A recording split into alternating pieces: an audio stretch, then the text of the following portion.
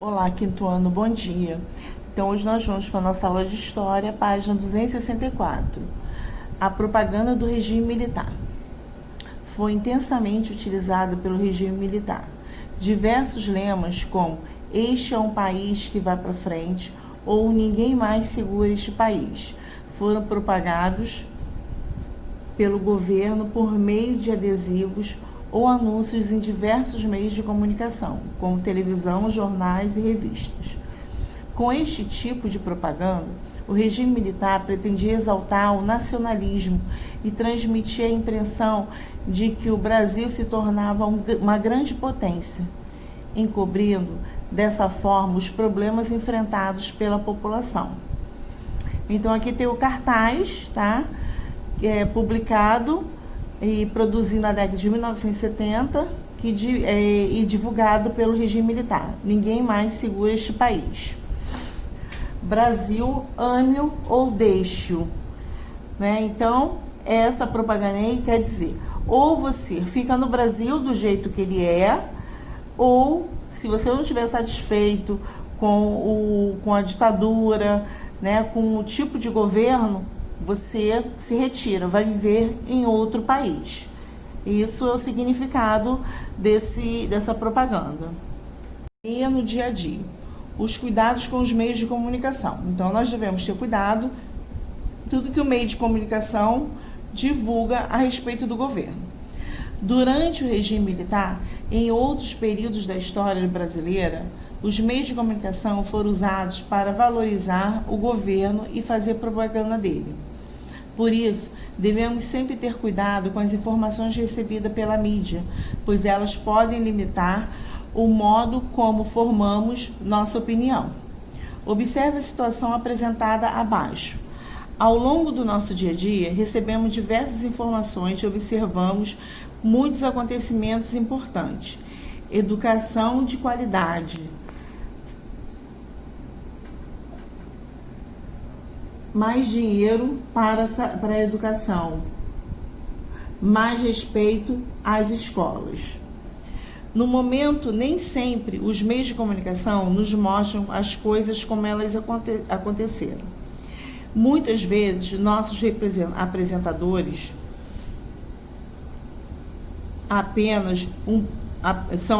somos apresentados apenas um ponto de vista que pode estar distorcido.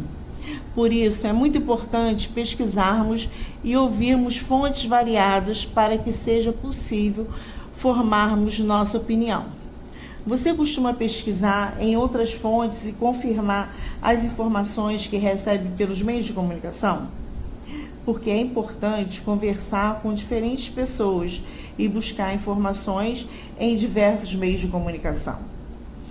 Resistência à ditadura. Durante todo o regime militar, diversos movimentos de resistência à ditadura ocorreram no país.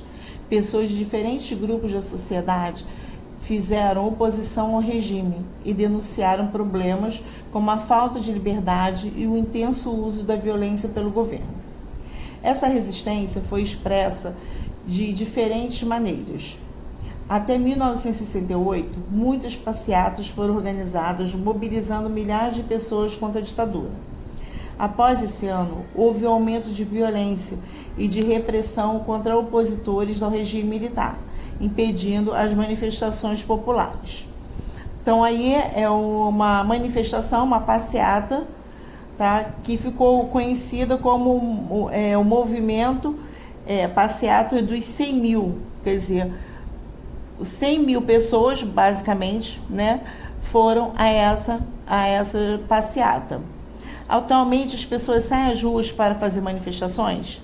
Sempre, né? Quando o povo não tá satisfeito com o governo, com alguma coisa, as pessoas vão à rua protestar. Qual a sua opinião sobre esse tipo de manifestação? Você acha que é certo? Você acha que é errado? Com o aumento da repressão, cresceu também o número de grupos que recorreram à luta armada como forma de resistência à ditadura. Formados em grande parte por estudantes, operários e camponeses, esses grupos realizaram diversas ações de guerrilha, como sequestro de embaixadores estrangeiros para serem trocados pela libertação de pela libertação de presos políticos. Em resposta, o governo endureceu ainda mais a repressão e a perseguição aos opositores. Resistência e produção cultural. Outro tipo de resistência realizada nesse período foi a cultural. Diante da arbitrariedade cometidas pelos militares, diversos artistas, como músicos, escritores, atores, cartunistas e artistas plásticos, tornaram-se cada vez mais engajados politicamente. Dessa maneira, durante o período da ditadura militar, houve uma intensa produção de conteúdos artísticos que denunciavam a violência e a opressão praticada pelo governo. Porém, diante do controle do regime aos meios de comunicação, os artistas tinham de ser muito criativos para que suas obras não fossem censuradas.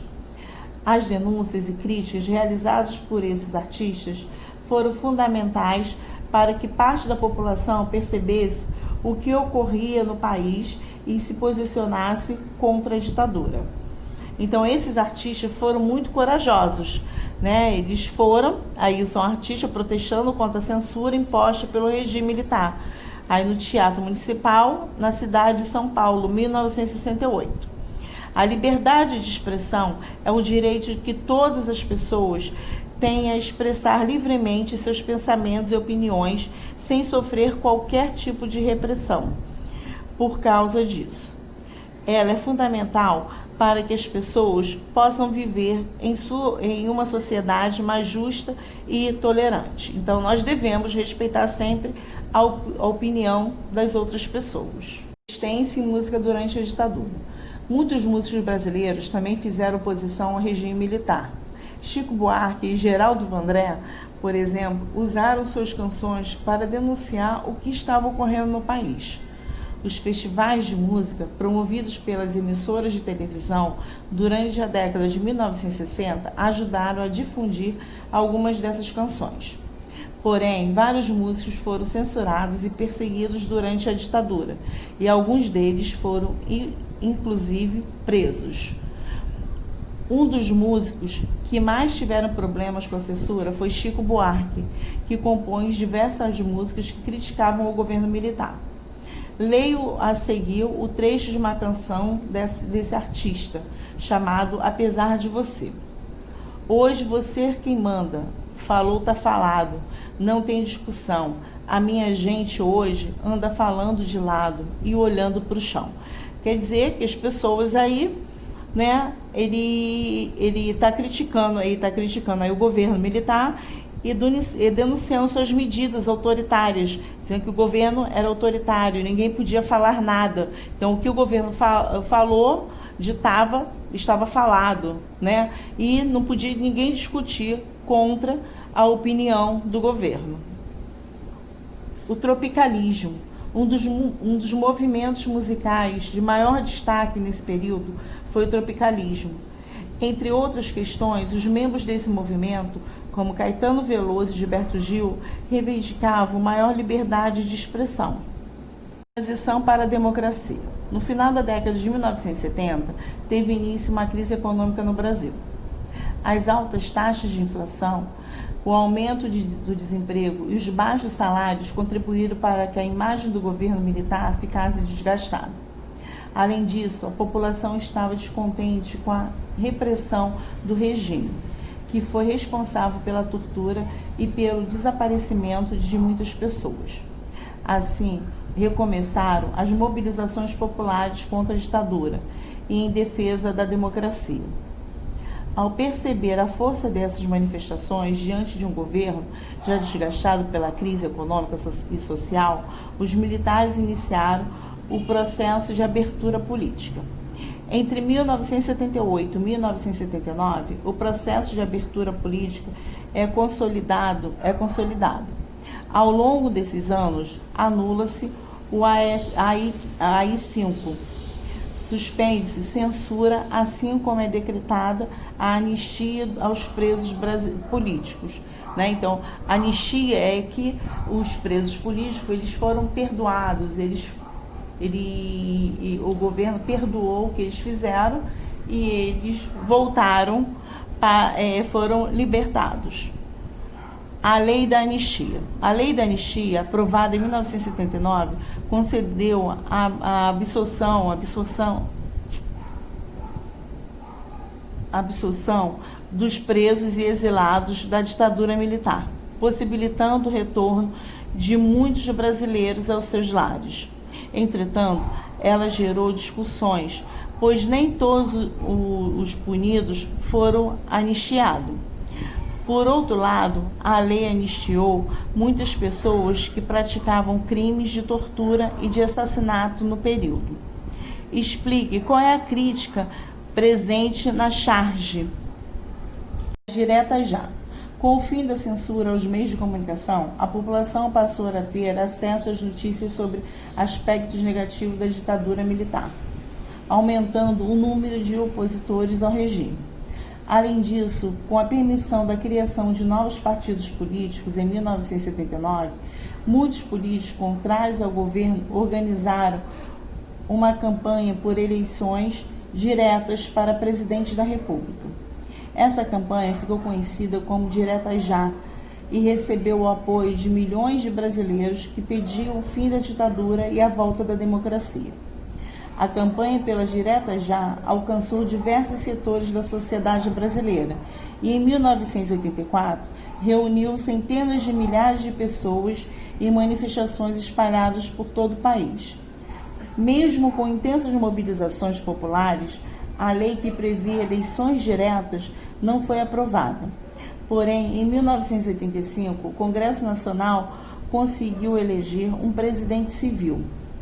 Ainda que essa eleição tenha sido indireta, esse fato marcou o fim do regime militar.